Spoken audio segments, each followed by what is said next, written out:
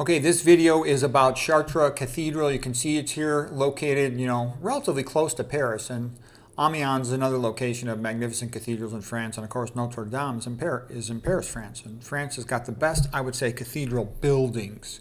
Okay, we're going to look at Chartres today. And Chartres Cathedral is considered one of the best preserved cathedrals.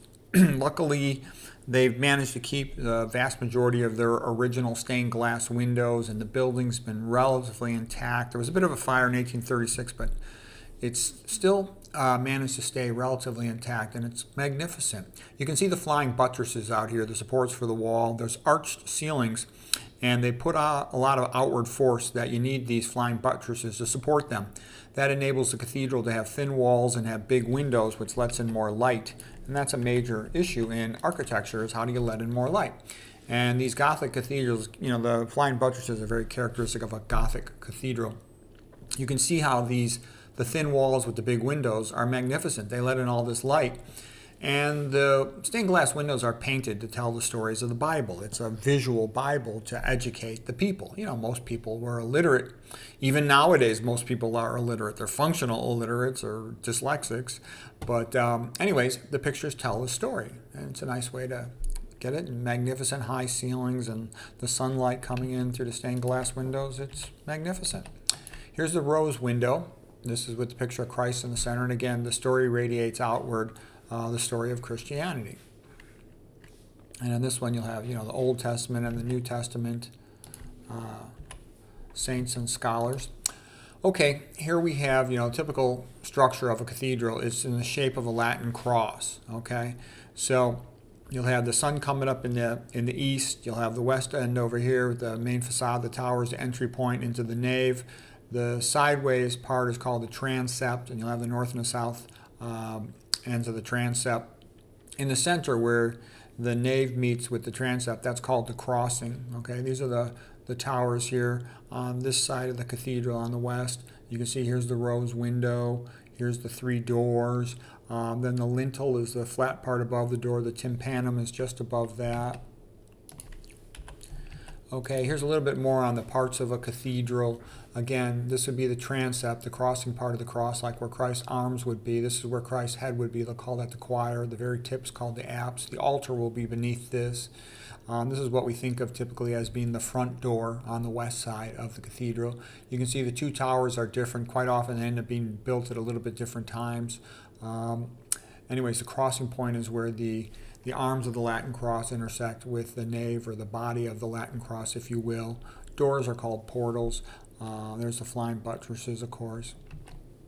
Note the multiple floors, the very high ceilings. Some of the things I like about Christianity is its exuberant enthusiasm. And what I mean by that is these are the flying buttresses, and they put little statues of saints or bishops or martyrs in each one of the flying buttresses. So even way up high, where most people could barely see without binoculars, they still put all this magnificent decoration.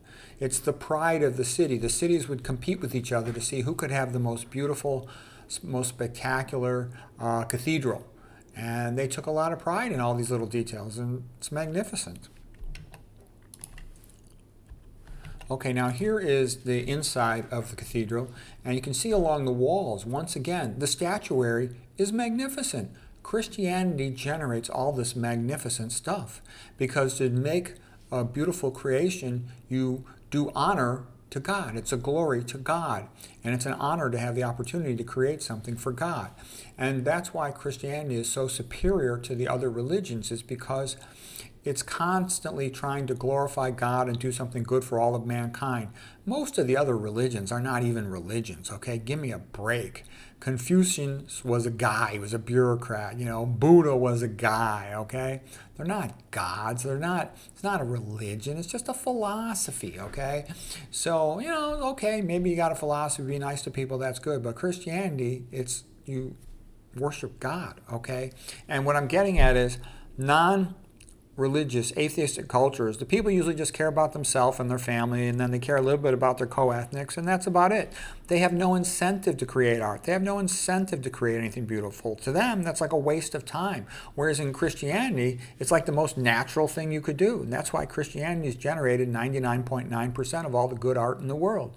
It's clearly superior. Even the caveman would draw paintings, but most modern cultures, they're about caveman level or less in their artistic ability. They've got a lot of intelligent people. They just don't have a religion that motivates them to create anything beautiful like this. Okay, this just tells all the different history of Christianity, and it's magnificent. Every little detail is crafted with care by free men. Okay, here's the North Tower, and it's remarkably ornate. All these little statues of saints and martyrs and apostles, and the gargoyles sticking out are drain spouts, and to me that's a sign that Christianity has a sense of humor. Here's more of a close-up of a gargoyle, and there'll be a drain spout below it, like where Johnson was, which again I find somewhat humorous. Okay, here is statues, and here's the door. So these are called jamb statues, in the jamb of the door, the side of the door. And these are martyrs. This is Roland, the great knight, and this is St. George, another great knight. And the blood of the martyrs is the seed of the church. Christianity honors the lives, honors the people who gave their lives for Christianity, and it should do that. Those, they call them the seeds of the church, and a lot of people did a lot for Christianity, and they should be remembered. Okay, anyways, here's the doorways, and you'll have here's Christ in the center, and actually you have the coronation of Mary. You'll have the Last Judgment. All these things are pretty common themes. This one is the coronation of Mary, Queen of Heaven, to rule heaven with Christ, and she's the intercessor for mankind at the Last Judgment. And look at all these statues up here, all the ornate decorations. In the lintel, all the apostles and all these other historic people of Christianity. It's beautiful. And the people, when they come to church, the more well-informed ones would know all this stuff, teach it to everybody else, and everybody learns the history of Christianity then. Okay, and here's Christ with the four evangelists, the four authors of the gospel. There is Mark, the lion. There's Matthew, the winged angel. There is Luke, like the bull. Okay, and there's St. John, author of the book of Revelations, symbolized by the eagle. Again, this is called the tympanum of the wall above the doorway. This is called the lintel. It's beautiful. Okay, and here's the coronation of Mary as Queen of Heaven. Oh, I couldn't find. I had one where I had the creation of Adam statue. I'm sorry, I forgot to include that. That was very nice too. And this is again their sense of humor. These are all devils tempting the women and the other people on the walls. The statues of Chartres, just showing more door jamb statues. That's St. John the Baptist with the deer. Then you can see, look at these statuary. Those are pretty sophisticated statues, and they don't even sign their names to them. Excellent creative work, and they don't even sign their name. Okay, here's just from indoor, looking at the beautiful rose window and some of the stained glass windows, the light coming in from above, and it's rather remarkable. And the light changes as the day goes on, and the sun comes through different windows. This is the statue of the Virgin Mary, her Assumption into heaven, at the altar, and then here, of course, is a church organ. So the beautiful Chartres Cathedral, rather magnificent. I hope you found that interesting.